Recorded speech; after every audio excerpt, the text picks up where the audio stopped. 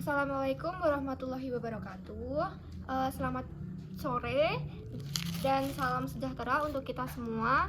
Yang saya hormati Bapak dosen serta teman-teman sekalian. Pada kesempatan kali ini saya Wahyudiana Putri Nurjana dengan NIM akhir 051 akan mempresentasikan artikel yang berjudul Dampak Ekonomi Kebijakan Pemerintah Kolonial dalam Mengatasi Ledakan Demografi di Jawa tahun 1905 sampai 1940. Nah, di sini itu topik yang saya bawa itu sangat menarik karena ledakan penduduk di Jawa itu tidak hanya menimbulkan masalah kependudukan saja, tetapi juga berdampak pada kondisi ekonomi masyarakat begitu. Nah, untuk mengatasi masalah tersebut, pemerintah kolonial Belanda itu menerapkan berbagai kebijakan. Nah, salah satunya itu kolonisasi atau transmigrasi. Nah, melalui presentasi ini, saya akan menjelaskan bagaimana kondisi demografi di Jawa saat itu, kebijakan yang diterapkan pemerintah kolonial, serta menganalisis apakah kebijakan tersebut benar-benar menyejahterakan masyarakat atau justru lebih menguntungkan pemerintah kolonial. Baik, sekarang kita akan lanjut ke isinya. Di dalam pendahuluan, ini ada isi bahwa Pulau Jawa sejak lama itu menjadi pusat politik, ekonomi, dan pemerintah di Indonesia. Nah, kesuburan tanahnya itu menjadikan Jawa sebagai wilayah agraris yang sangat produktif. Tidak mengherankan apabila sejak masa kolonial, sebagian besar penduduk Hindia Belanda itu berkonsentrasi di Jawa. Nah, namun memasuki abad ke-20, pertumbuhan penduduk Jawa itu meningkat sangat pesat pada saat tahun 1900-an. Nah, jumlah penduduk Hindia Belanda itu mencapai sekitar 28 juta jiwa dan terus meningkat hingga lebih dari 60 juta jiwa di Jawa pada tahun 1930-an. Nah, ledakan demografi ini itu menimbulkan berbagai persoalan. Lahan pertanian semakin sempit, kesempatan kerja terbatas, dan angka kemiskinan itu meningkat. Dengan kata lain, pertumbuhan penduduk tidak diimbangi oleh pertumbuhan sumber daya yang tersedia. Nah, disinilah pemerintah kolonial Belanda itu mulai mencari solusi. Salah satu kebijakan yang diterapkan adalah kolonisasi. Nah, yang sekarang lebih dikenal dengan transmigrasi. Program ini merupakan bagian dari politik etis, khususnya pada aspek emigrasi atau perpindahan penduduk. Namun, pertanyaan kritisnya adalah, apakah kolonisasi benar-benar dilakukan demi kesejahteraan rakyat? Ataukah demi memenuhi kebutuhan tenaga kerja bagi perkebunan kolonial? Nah, ini perlu kita jawab. Nah, selanjutnya ada ledakan demografi di Jawa. Sebelum membahas dampak ekonomi, kita perlu memahami terlebih dahulu kondisi demografi Jawa saat itu. Nah, pertumbuhan penduduk yang tinggi terjadi karena beberapa faktor. Yang pertama itu meningkatnya angka kelahiran. Yang kedua, menurunnya angka kematian akibat perbaikan kesehatan dan administrasi kolonial. Ketiga, Jawa menjadi pusat pemerintahan dan aktivitas ekonomi sehingga menarik banyak penduduk untuk menetap. Apa akibatnya? Nah, di sini tuh akibatnya kepadatan penduduk itu menjadi sangat tinggi. Lahan pertanian yang tersedia tidak bertambah, tetapi jumlah penduduk terus meningkat.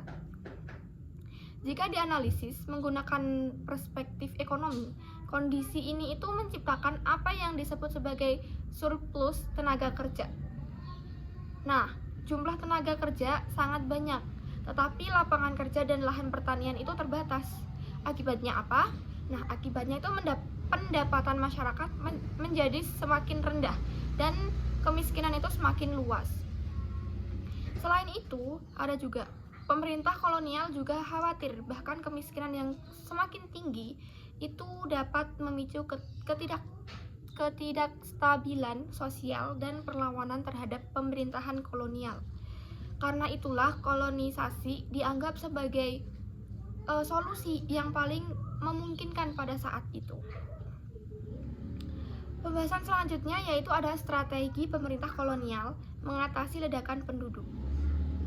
Pemerintah kolonial kemudian menjalankan program kolonisasi sejak tahun 1905. Nah, melalui program ini, penduduk Jawa dipindahkan ke daerah-daerah yang masih jarang penduduknya, terutama itu di Sumatera dan sebagian wilayah Sulawesi. Nah, kebetulan itu ibu saya itu juga simbah saya itu juga seorang transmigrasi begitu dari Jawa ke Sumatera. Jadi sekarang itu keluarga saya itu kebanyakan di Sumatera gara-gara nenek saya begitu. Secara resmi tujuan program ini adalah mengurangi kepadatan penduduk di Jawa, membuka lahan pertanian baru, meningkatnya kesejahteraan masyarakat, mendorong pemerataan pembangunan antar wilayah. Karena di Jawa itu sangat padat penduduk dari dulu gitu sampai sekarang kan ya. Namun jika kita melihat lebih dalam, terdapat tujuan lain yang tidak terlalu disampaikan secara terbuka. Wilayah luar Jawa pada saat itu sedang berkembang sebagai kawasan perkebunan ekspor seperti karet, kopi, dan tembakau. Nah, sorry tadi ada itu sedikit seperti karet, kopi, dan tembakau. Nah, perkebunan tersebut membutuhkan tenaga kerja dalam jumlah besar dan dengan biaya yang murah gitu. Nah, dengan demikian program kolonisasi bukan hanya solusi kependudukan, tetapi juga strategi ekonomi kolonial untuk menyediakan tenaga kerja bagi sektor perkebunan. Disinilah kita melihat bahwa kebijakan yang tampak humanis ternyata memiliki kepentingan ekonomi yang kuat di belakangnya, begitu ya. Selanjutnya kita akan membahas dampak kebijakan kolonial di Pulau Jawa. Ini kita membahas di Pulau Jawanya. Selanjutnya saya akan membahas dampak ekonomi kebijakan kolonial di Jawa. Ini kita membahas ekonominya. Secara teori, berbagai kebijakan kolonial seperti tanam paksa, politik liberal, maupun politik etis diharapkan dapat meningkatkan kesejahteraan masyarakat. Namun, kenyataannya tidak demikian. Sistem tanam paksa yang diterapkan sejak tahun 1830 itu memang berhasil meningkatkan produksi komoditas ekspor dan memberikan keuntungan besar bagi Belanda. Tetapi, keuntungan tersebut tidak dinikmati oleh masyarakat Jawa. Petani itu dipaksa menanam tanaman ekspor seperti kopi dan tebu. Sementara lahan untuk tanaman pangan berkurang, akibatnya masyarakat sering mengalami kekurangan pangan. Selain itu, masyarakat juga dibebani kerja paksa atau kerja rodi yang semakin memperberat kondisi ekonomi mereka. Jika dilihat dari perspektif ekonomi pembangunan, kebijakan ini menciptakan pertumbuhan tanpa pemerataan gitu. Produksi meningkat, tetapi kesejahteraan masyarakat tidak ikut meningkat. Bahkan menurut konsep evolusi pertanian yang dikemukakan Kierkegaard, semakin banyak tenaga kerja yang masuk ke sektor pertanian tidak menghasilkan peningkatan pendapatan per orang. Itu malah justru pembagian hasil yang semakin kecil gitu. Artinya masyarakat bekerja lebih banyak tetapi tetap miskin. Inilah yang menunjukkan bahwa akar masalah kemiskinan di Jawa bukan sekedar jumlah penduduk yang banyak, tetapi juga sektor ekonomi kolonial yang eksploitatif. Selanjutnya ada dampak kebijakan kolonial di luar Jawa. Nah, tadi kan sudah di Jawanya. Nah, sekarang kita akan membahas di luar Jawanya. Bagaimana dengan luar Jawa? Di satu sisi, kolonisasi memang membawa perubahan ekonomi. Wilayah seperti Sumatera mengalami pembukaan lahan baru dalam skala besar. infrastruktur seperti jalan, sarana transportasi itu mulai dibangun untuk mendukung aktivitas perkebunan. Produksi komoditas ekspor itu meningkat dan wilayah-wilayah tersebut mulai terintegrasi ke dalam ekonomi global. Nah, namun jika dianalisis lebih kritis, manfaat terbesar dari perkembangan ini justru dinikmati oleh pemerintah kolonial dan pemilik modal asing. Sebagian besar penduduk yang dipindahkan dari Jawa tidak menjadi pemilik lahan yang mandiri. Mereka lebih banyak bekerja sebagai buruh kontrak di perkebunan. Jadi dia tuh mereka tuh lebih banyak kerja di lahan orang daripada dia itu punya lahan sendiri begitu. Mereka itu menghadapi upah rendah, kondisi kerja berat, dan mobilitas sosial yang terbatas. Dengan kata lain, perpindahan penduduk itu memang berhasil menciptakan pertumbuhan ekonomi wilayah, tetapi tidak otomatis menciptakan kesejahteraan bagi masyarakat. Di sini terlihat adanya struktur ekonomi dualistik, yaitu sektor modern yang berkembang pesat untuk kepentingan ekspor dan sektor masyarakat yang tetap tertinggal. Di sini ada analisis kritis. Nah, jika kita melihat keseluruhan kebijakan kolonial, terdapat kontradiksi yang menarik. Secara resmi, politik etis sering digambarkan sebagai bentuk balas budi Belanda kepada rakyat pribumi. Namun dalam praktiknya, banyak kebijakan yang tetap diarahkan untuk menjaga keuntungan ekonomi kolonial. Nah, kolonisasi memang mengurangi sebagian tekanan penduduk di Jawa.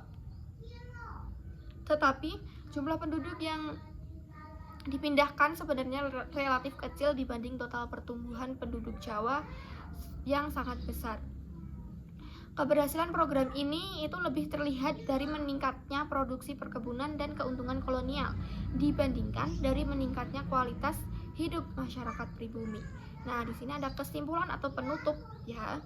Kesimpulannya itu ada sebagai penutup dapat disimpulkan bahwa ledakan demografi di Jawa pada awal abad ke-20 memang menjadi masalah serius yang mendorong pemerintah kolonial Belanda menerapkan kebijakan kolonisasi. Nah, meskipun secara formal kebijakan tersebut bertujuan mengurangi kepadatan penduduk dan meningkatkan kesejahteraan masyarakat, dalam praktiknya kebijakan tersebut lebih banyak menguntungkan kepentingan ekonomi kolonial. Di Jawa, kebijakan kolonial memperkuat kemiskinan struktural, eksploitasi tenaga kerja, dan ketimpangan ekonomi. Sementara di luar Jawa, kolonisasi memang mendorong pembukaan wilayah baru dan pertumbuhan ekonomi, tetapi manfaatnya tidak dinikmati secara merata oleh masyarakat pribumi.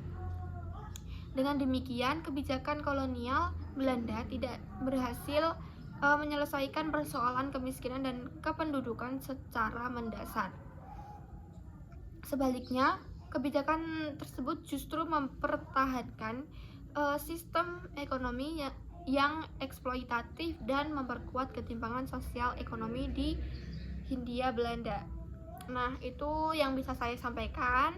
Apabila ada yang belum paham atau kurang bisa ditanyakan ke saya. Mungkin bila udah cukup, saya ucapkan terima kasih banyak. Saya akhiri presentasi ini dan saya siap menerima pertanyaan atau tanggapan, kritikan juga saya menerima. Jadi saya ucapkan terima kasih ke kalian dan kepada Bapak dosen.